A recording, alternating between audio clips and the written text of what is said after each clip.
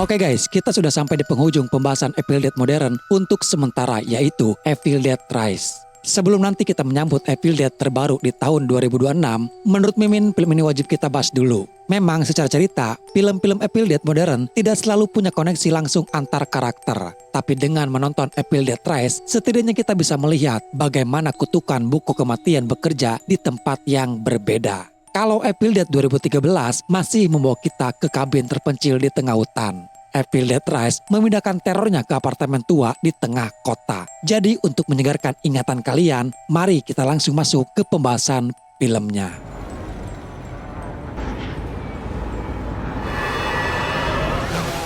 Film dimulai di sebuah danau, memperlihatkan dua pasangan remaja yang sedang asik menikmati pemandangan danau. Mereka tidak berdua, ada satu temannya Jessica yang juga ikut. Hanya saja pada saat itu, Jessica sedang tidak enak badan. Jadi ia menghabiskan liburannya hanya berbaring di villa. Tak lupa kepada temannya yang sedang sakit, Kokom kembali ke villa itu.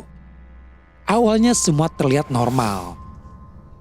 Namun entah apa yang merasuki Jessica, tiba-tiba dia bertingkah gila. Setelah si Kokom membaca novel horor yang dimana di novel tersebut ada tulisan "Biarkan aku masuk". Jessica mulai berbicara tapi dengan suara yang berbeda. Anehnya, ia berbicara persis sama seperti yang tertulis dalam buku novel tersebut. Kokom mulai ketakutan dan meminta Jessica berhenti.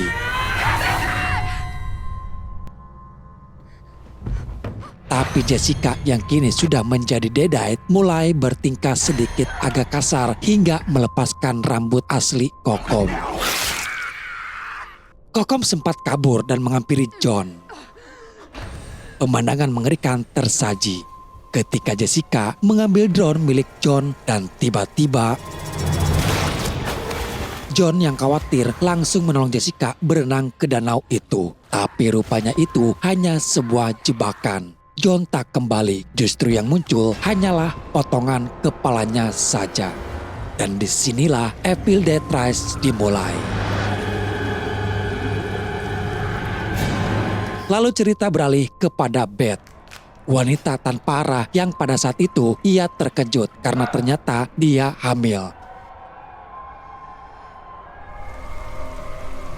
Setelah kepada Beth, kemudian kita diperkenalkan kepada seorang perempuan bernama Ellie. Ellie merupakan seorang janda dengan 3 orang anak. Di antaranya Bridget, Danny, dan yang terakhir Cassie. Bisa dikatakan mereka adalah keluarga seni. Ibunya sebagai seorang penjahit atau desainer. Danny adalah seorang DJ dan Cassie senang memodifikasi boneka. Tak lama kemudian, bel rumah itu berbunyi. Dan ternyata yang datang adalah Beth. Diketahui kalau Beth ini adalah adiknya Ellie. Sebuah perkumpulan keluarga kecil yang jarang bertemu. Ellie memberitahu anak-anaknya dan untuk merayakan kebahagiaan ini, Ellie menyuruh ketiga anaknya untuk membeli pizza dengan ukuran besar. Pokoknya malam ini harus dirayakan dengan sukacita. That was 2.5 months ago, Beth. You know when I'm on the road, I get sucked in deep. Beberapa lama kemudian, Danny dan adik-adiknya kembali setelah membeli pizza. Ketika mereka berada di parkiran apartemen, tiba-tiba terjadi gempa yang cukup kuat. Hingga membuat gedung itu bergoyang. Bahkan terjadi retakan di lantai dan ada sebuah lubang yang terbuka. Danny yang penasaran lalu memasuki lubang tersebut. Dan di bawah sana tersimpan sebuah brankas tua. Seperti mendapatkan harta karun, Danny kegirangan melihat banyak peninggalan barang-barang di sana. Ia juga menemukan piringan hitam yang langsung Danny simpan di dalam tasnya. Lalu penglihatan Danny tertuju pada sebuah peti, yang dimana peti itu dikelilingi oleh banyak salib yang tergantung. Dan disinilah malapetaka itu ditemukan. Danny menemukan buku kematian itu di sana. Setelah mendapatkan itu, Danny bersama adik-adiknya langsung segera kembali ke apartemen. Tidak pakai lama, Dani mengajak Bridget membuka buku yang baru dia temukan itu. Awalnya mereka ingin menjualnya karena buku tersebut terlihat unik dan aneh. Tapi sebelumnya, Dani penasaran dengan isi buku tersebut. Ia pun mencoba yang akan membukanya. Tapi lagi-lagi, kecerobohan manusialah yang akhirnya memicu kutukan dari buku kematian itu bangkit. Dani tak sengaja tergores sehingga darahnya menetes di atas buku itu. Darah itu terhisap dan dengan ajaib buku itu pun terbuka dengan sendirinya. Di dalam buku itu terdapat tulisan-tulisan kuno dan gambar-gambar yang sangat mengerikan. Bridget yang melihatnya pun mulai merasa gelisah dan dia menyuruh Dani untuk menutup bukunya. Tapi semakin Dani membuka halaman demi halaman, semakin membuat ia menjadi penasaran. Kemudian Dani mengambil piringan hitam yang juga dia bawa, lalu mencoba memutarnya.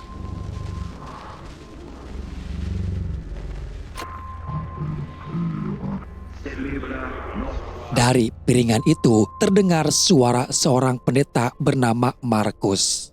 Ia menjelaskan bahwa mereka sedang membuka sebuah artefak kuno yang dikenal sebagai Naturum Demonto atau Kitab Kematian. Di dalam rekaman itu juga terdengar ada beberapa orang yang tidak setuju buku tersebut dibuka. Mereka meminta agar buku itu dihancurkan atau setidaknya disembunyikan kembali. Di rekaman lain dijelaskan bahwa beberapa orang mulai menerjemahkan isi buku itu secara diam-diam. Mereka menemukan ritual dan mantra yang bisa membuka kontak dengan kekuatan jahat. Kemudian rekaman itu mulai membacakan mantranya.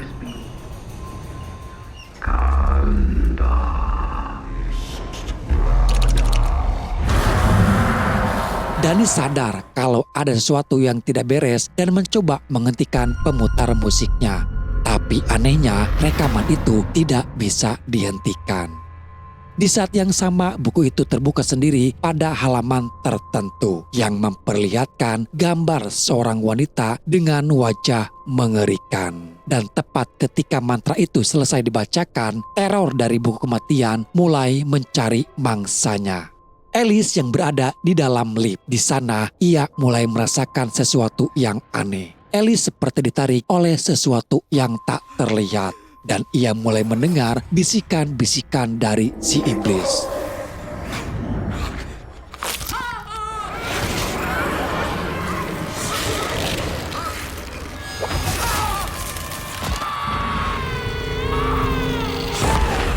Di tempat lain, Beth dan anak-anak mulai heran karena cuma lampu di kamar mereka yang mati. Keadaan ini membuat suasana di apartemen semakin mencekam. Tidak lama kemudian terlihat Ellie sudah ada di depan pintu. Mereka merasa aneh dengan tingkah laku Ellie yang berbeda.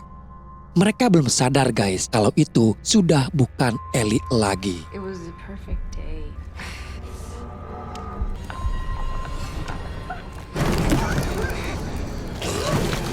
Setelah banyak mengeluarkan cairan di dalam tubuh, Ellie pun jatuh pingsan. Mereka berdua lalu segera yang akan membawa Ellie ke rumah sakit. Sementara Bridget bersama Casey menunggu di apartemen. Namun sayang lift itu sudah hancur. Dan ketika Beth melihat ke arah Ellie, wajah Ellie terlihat senyum yang membuat Beth merasa ketakutan. Terpaksa mereka pun kembali membawa Ellie ke apartemen. Beth akhirnya meminta bantuan kepada tetangganya yaitu Gabriel dan Mr. Fonda. Mereka mencoba mengecek kondisi Ellie. Namun dari keadaan tubuhnya mereka mengira kalau Ellie sudah meninggal dunia.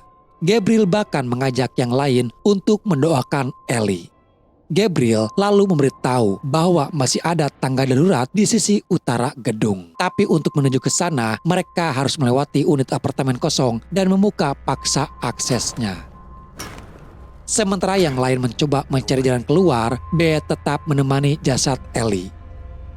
Hey, Betty Boo. Lalu tiba-tiba Beth mendapat pesan suara lama dari Ellie di ponselnya. Tapi pesan itu terdengar sangat aneh. Dalam pesan tersebut, Ellie seperti sedang meminta tolong dan mengatakan bahwa ia sedang dibakar hidup-hidup. Pesan ini membuat Beth semakin takut. Seolah-olah Ellie yang asli sedang tersiksa di suatu tempat, sementara tubuhnya sekarang dikuasai oleh sesuatu yang lain. Tidak lama kemudian, Ellie bangkit kembali. Tapi yang bangkit itu adalah iblis yang merasuki tubuh Ellie. Beth merasakan tubuh Ellie sangat panas. Mereka pun lalu memasukkan Ellie ke dalam bathtub, mencoba untuk mendinginkan tubuhnya. Namun disinilah iblis itu mulai menunjukkan jati dirinya. Tubuh Ellie merangkak ke atap rumah. Lalu Ellie berteriak dengan sangat keras sampai kaca-kaca di apartemen retak.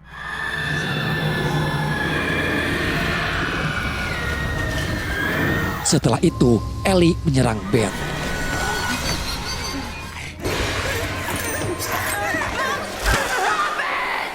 Lalu kemudian menyasar kepada Bridget.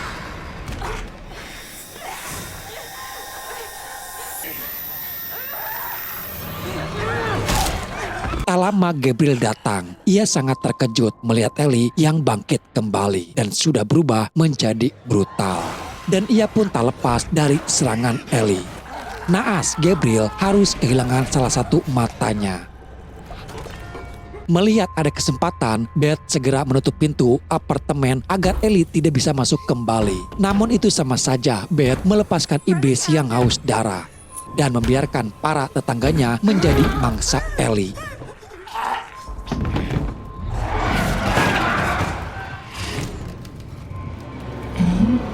Mereka benar-benar tidak tahu apa yang sebenarnya terjadi kepada Ellie. Tapi di sini Bridget mulai sadar bahwa wujud Ellie mirip dengan salah satu gambar yang ia lihat di buku kematian. Menurutnya semua ini terjadi karena Danny mengambil buku itu dari ruang bawah tanah. Danny yang ketakutan mencoba membela diri, tapi Beth segera memisahkan mereka. Beth tahu kalau mereka terus saling menyalahkan akan memperkeruh suasana. Danny akhirnya menunjukkan buku tersebut kepada Beth. Ia juga menunjukkan piringan hitam yang berisi suara pendeta yang membaca mantra dari buku tersebut. Di sini Danny mulai benar-benar sadar bahwa kekacauan ini terjadi karena dirinya. Lalu tiba-tiba buku itu terbuka sendiri dan memperlihatkan gambar yang sangat mengerikan. Dalam gambar itu terlihat seorang wanita dengan cairan hitam keluar dari mulut dan matanya. Gambar tersebut seperti memberi pertanda tentang apa yang akan terjadi pada Bridget. Di lain sisi, teror dari kutukan itu pun menyasar kepada Bridget. Cairan hitam keluar dari mulut, hidung, dan matanya. Tidak hanya itu, ia juga memutakan banyak hewan-hewan kecil di dalam mulutnya. Sementara itu Cassie yang sendirian melihat ibunya yang masih berada di luar kamar. Cassie yang masih polos merasa kasihan dan malah yang akan membuka pintu itu. Untungnya Danny dan Beth segera menghentikan Cassie. Tapi masalah lain muncul dari dalam apartemen. Beth mendengar suara berisik dari dapur. Saat ia memeriksa, ia melihat Bridget duduk di sudut ruangan. Awalnya Bridget terlihat diam, tapi ketika menoleh, Beth melihat Bridget sedang mengunyah pecahan kaca. Mereka kini terjebak di dua sisi. Di dalam mereka harus menghadapi Bridget, sementara di luar Ellie yang sudah menanti.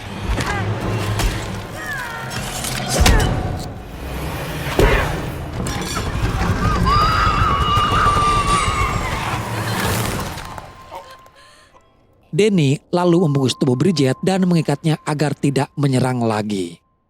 Sekarang Beth sadar bahwa satu-satunya petunjuk yang mereka punya adalah rekaman dari piringan itu. Beth ingin mendengarkan bagian lanjutannya, tapi Danny takut rekaman itu justru akan membangkitkan lebih banyak kutukan. Dan ketakutan Danny masuk akal, karena sebelumnya mantra dari rekaman itulah yang membuat Ellie berubah. Tapi Beth tetap harus tahu apakah ada cara lain untuk menghentikan semuanya ini. Beth mendengarkan rekaman itu menggunakan headset agar mantra yang terucap hanya bisa didengar oleh dirinya sendiri. Beth lalu memutar bagian akhir rekaman.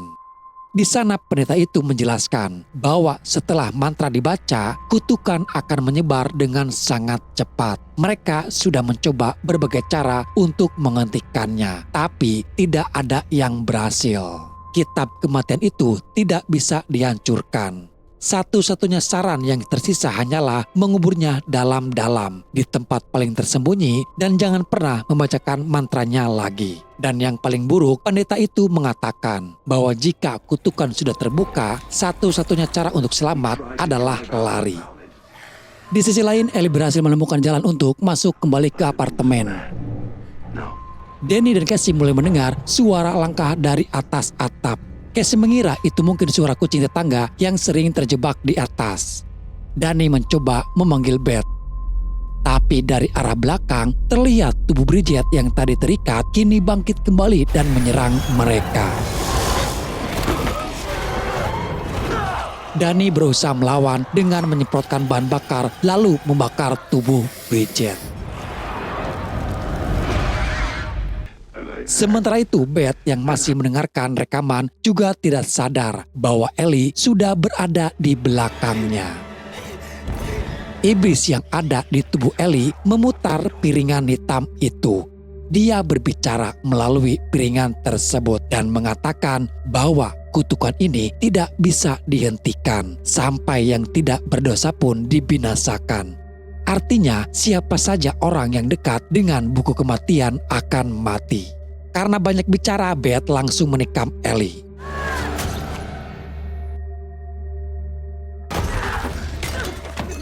Di ruangan tengah, Beth menemukan Danny yang sudah terluka parah. Danny tidak tertolong hingga akhirnya ia pun meninggal. Sekarang Beth harus kembali melawan Ellie di sana. Di tengah Beth yang sudah terdesak, Cassie memberikan gunting dan dengan gunting itu Beth berhasil terlepas dari cengkraman Ellie.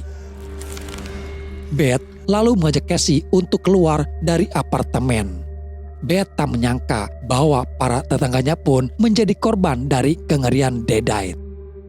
Dengan kondisi seperti ini, sudah tidak ada tempat bagi Beth untuk takut lagi. Karena cuma ada dua pilihan, meninggal karena diburu iblis atau melawan untuk bertahan hidup. Beth mengambil shotgun milik Fonda. Dan tak lama kemudian, Ellie kembali muncul. Beth sempat menembak tangan Ellie sampai putus. Tapi kutukan dari buku kematian semakin meluas. Orang-orang yang sudah meninggal di sana, kini mereka bangkit kembali. Beth dan Cassie tidak punya pilihan lain selain memasuki lift. Ternyata lift yang mereka kira mati sebenarnya tidak sepenuhnya rusak. Pintunya hanya terganjal oleh benda kecil. Tapi begitu mereka masuk, di bawah lift itu mulai dipenuhi dengan darah. Sementara para Deadite sedang menyusun kekuatan dengan menyatukan tubuh mereka menjadi satu. Beth dan Cassie hampir tenggelam dalam genangan darah yang terus naik. Gabungan dari Ellie, Danny, Bridget, dan beberapa korban lain itu berubah menjadi sosok yang jauh lebih ganas. Pintu lift itu jebol. Beth dan Cassie berhasil keluar dari sana. Mereka langsung berlari ke area parkiran dan mencoba masuk ke mobil untuk kabur. Tapi tentu saja tidak semudah itu untuk bisa pergi dari sana. Deadite itu kini merubah wujudnya menjadi monster. Terlihat ada pintu parkiran yang mulai tertutup. Beth menarik Cassie agar bisa keluar. Sayangnya Deadite itu berhasil menarik kaki Cassie. Di area parkiran, monster itu mencoba membunuh Cassie menggunakan gergaji mesin. Tapi Beth datang tepat waktu dan menyelamatkannya. Seolah diberi amunisi tambahan, Deadite itu melemparkan gergaji mesinnya dan kembali menyerang Beth.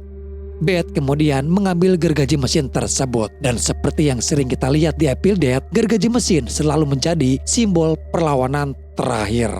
Bukan sekedar senjata, tapi tanda bahwa korban yang tersisa sudah tidak punya pilihan lain selain melawan balik. Beth menyuruh Cassie menyalakan mesin penghancur kayu di parkiran. Setelah itu, Beth berusaha mendorong Deadite tersebut masuk ke mesin itu. Pertarungan terakhir berlangsung sangat mengerikan. Beth hampir mati, Casey juga hampir menjadi korban. Tapi pada akhirnya Beth berhasil mendorong sosok itu masuk ke mesin penghancur. Tubuh gabungan Death itu hancur perlahan di dalam mesin tersebut dan membelah bagian tubuh Ellie menjadi 2 bagian.